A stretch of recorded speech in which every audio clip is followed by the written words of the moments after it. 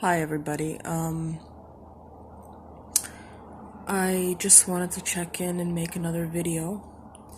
This is kind of a topic that I came upon when I was watching a narcissism channel in Italian, and there's this life coach, and he speaks Italian, and the whole channel is in Italian.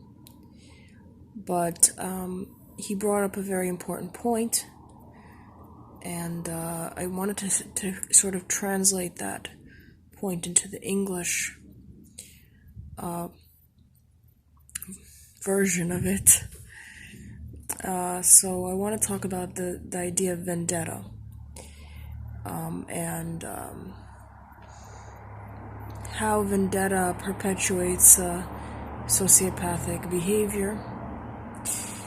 So I believe that the narcissist themselves has a sort of vendetta against the rest of the world. That vendetta is created in early childhood, when they were betrayed by their environment in some way.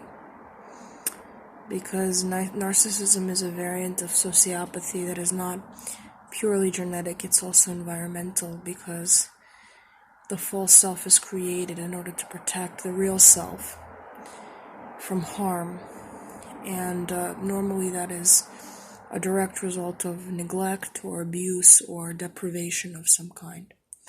I'm not saying that there's no genetic component involved, but there's definitely an environmental component that is probably stronger than other versions of sociopathy, like psychopathy. And basically, this sense of vendetta against the world is the idea that since the narcissist has been wronged in early childhood, then they feel the need to carry that sense of rejection into other social contexts, into other relationships. They feel like they have to get back at the world by destroying it before it destroys them. And I just wanted to say that in this Italian series, the life coach said that when the victim is abandoned or discarded by the narcissist, they also have a sense of vendetta. They want to get back at the narcissist. They want to create, they have this feeling that they want to get revenge on on the person that wronged them, this narcissist. So the narcissist translates their vendetta onto you, because what they've been trying to do all this time is to get you into a place of depression, apathy, defeat, so that you don't feel resilient enough to overcome this traumatic experience. And when they have this sort of vendetta against, when you have this sort of vendetta, you carry it inside of you. You have that anger inside of you, that you want to get back at them, that you want to get back at the people that surround them. It's essentially the same sort of feeling that they feel all the time. And the life coach made a very interesting point, because he said that the irony is that the vendetta that is most powerful and most effective against these sort of people is the vendetta of rebirth. It's almost as if, let's say you were in a war, which you have been for a very long period of time, and you are placed on the battlefield, and you have to create a strategy in order to win this war against the enemy. And one way to do it is to pursue him head on and take swords and take fists and start fighting against him in the same way that he's fighting against you. And the other option is to isolate your kingdom and to sort of start a rebirth, meaning you plant your own fruits, you plant your own vegetables, you build your own castle, you create your own world that is isolated from the enemy, and you build barricades, you build a fortress.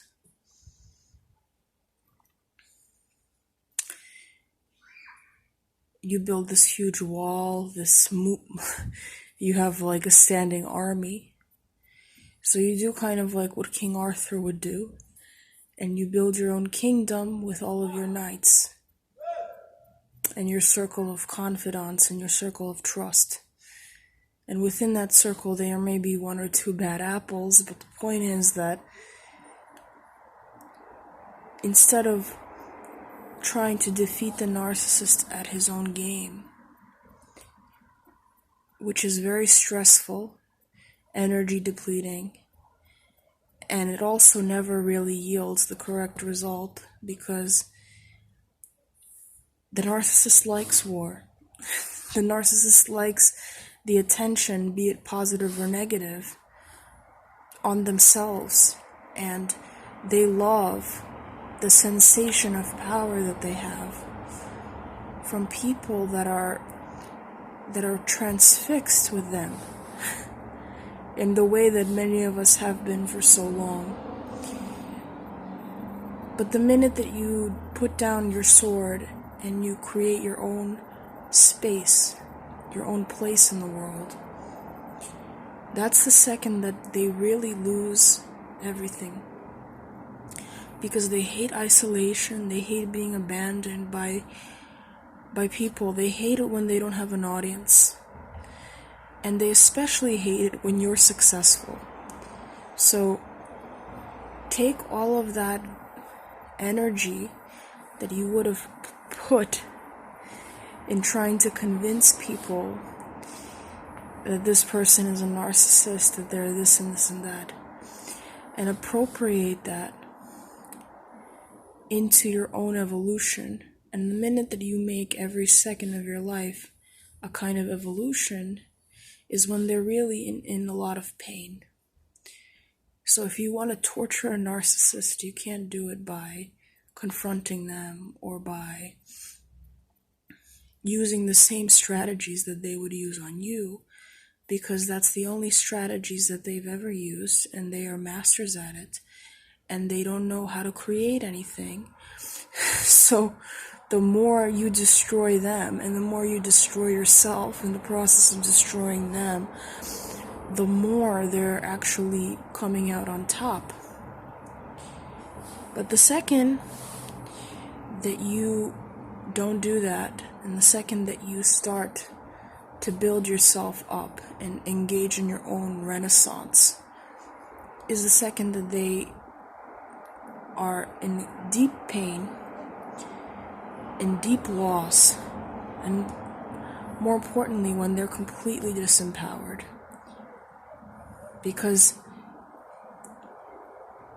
they can mince words, they can create scandal when you engage them, but they cannot stop you from creating when you're in no contact, when you're in the no contact zone. They can't stop you from evolving. And the minute that they cannot stop you from evolving is when they really go insane. So that's just an insight into what I had, Take all of your energy and invest it into your own rebirth. And part of the problem with this community is because if you stay in it too long, you kind of get stuck because you have to invoke the word narcissism in order to be part of this community.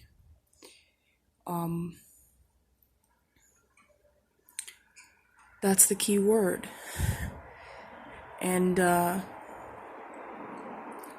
key word that needs to be used in every video is narcissism. But don't forget about your own renaissance. It's okay to understand these concepts. But that's not the point. The point is to become more resilient and to be able to grow as a person without any sort of guilt or sense of dread.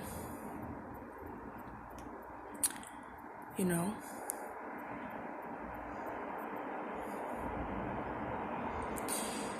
Let me know if any of this makes sense.